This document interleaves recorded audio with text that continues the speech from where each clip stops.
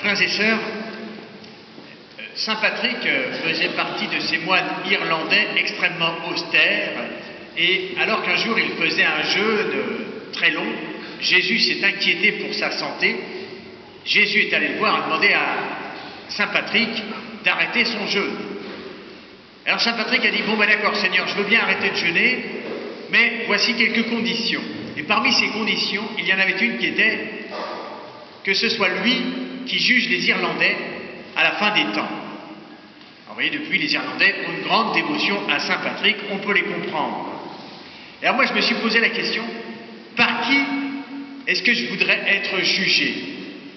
Pour répondre en fait simplement, en pensant, y a-t-il mieux que Jésus pour nous juger? Vous voyez, le jugement dernier, c'est de savoir si nous voulons être plongés dans l'amour pour l'éternité, oui ou non. Est-ce que nous voulons de l'amour pour l'éternité? Alors je me disais, évidemment, si on interroge le riche il dit, moi j'aime l'argent, donc je veux aller dans le royaume pour l'éternité. Celui qui est le champion du monde, il va dire, moi j'aime la première place, donc évidemment je vais au paradis aussi, quoi. Celui qui s'aime parfaitement de manière absolument égoïste, il va se dire, moi j'aime aussi, donc moi aussi je vais au paradis.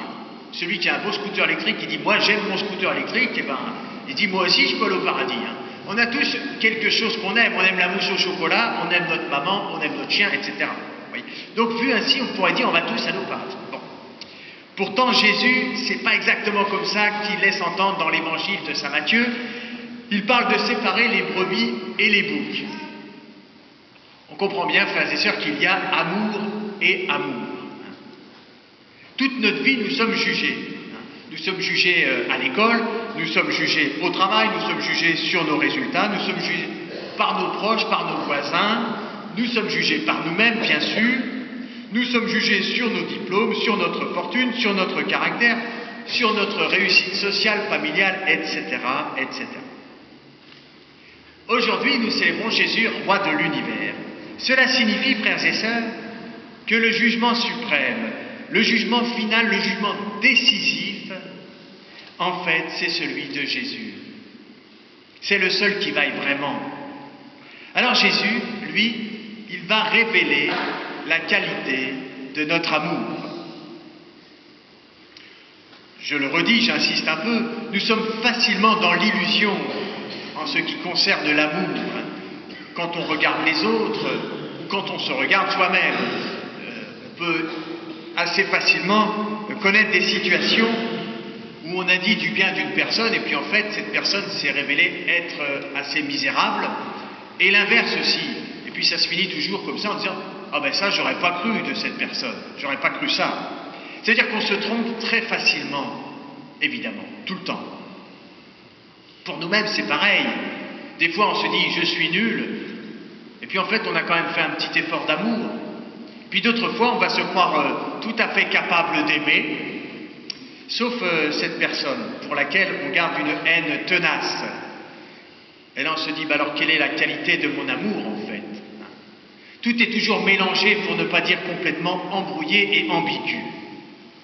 Le jugement de Jésus, il va révéler, je le redis, ce que nous avons vraiment dans le cœur. Alors, on peut se poser la question, est-ce que nous voulons de ce jugement? Est-ce que nous voulons savoir ce qu'il y a dans notre cœur, ou est-ce que nous préférons être dans une espèce d'illusion assez confortable peut-être?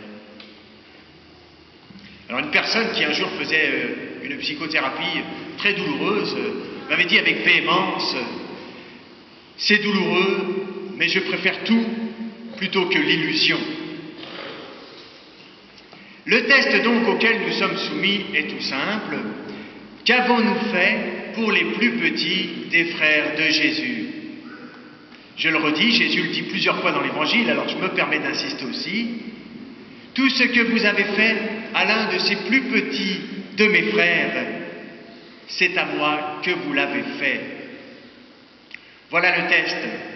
Alors je ne peux m'empêcher de souligner que c'était la devise du professeur Jérôme Lejeune, celui qui a découvert la trisomie 21 et qui a passé sa vie à soigner les personnes avec un handicap mental, à protéger les enfants dès le sein de leur maman. Ils voyaient dans chacun de ces patients le plus petit de nos frères. À mon avis, c'est cette phrase-là qu'il faudrait inscrire dans notre Constitution française, la marquer au burin. Ou alors dit inversement, parce que Jésus le dit aussi à l'inverse, tout ce que vous n'avez pas fait à l'un de ces plus petits, c'est à moi que vous ne l'avez pas fait. C'est cela, frères et sœurs, qui révélera la qualité de notre cœur et de notre amour. Célébrer Jésus, roi de l'univers, c'est reconnaître que c'est cela, je dirais, le test ultime qui pèse la valeur de notre amour, la valeur de notre vie. Je le redis, bien sûr, il y a beaucoup d'autres manières d'évaluer une vie, la richesse, la réussite, la fortune, la puissance, etc., etc. Mais pour nous les chrétiens, c'est Jésus qui donne la règle. Alors je conclus. Non, juste avant de conclure, j'ajoute ceci, j'ai oublié une phrase. Avec ce test que Jésus nous donne de foi, je dirais, on ne peut pas trop baratiner, ni les autres, ni Jésus, ni nous-mêmes. Et Jésus nous dit que c'est ce qui nous conduira au royaume et à la vie éternelle, ou au châtiment et à la tristesse. Alors maintenant je conclus, frères et sœurs, et je vous propose une compréhension un petit peu spéciale du terme jugement dernier. Vous voyez, à tout instant, au long de notre vie, nous pouvons juger notre manière de faire selon différents critères. Qu'est-ce que ça va me rapporter? Est-ce que ça va me rendre heureux? Est-ce que ça va me donner la joie? Etc. Toutes sortes de critères. Mais au final, à chaque fois, le jugement dernier, il se fait toujours devant Jésus. Et quoi de mieux?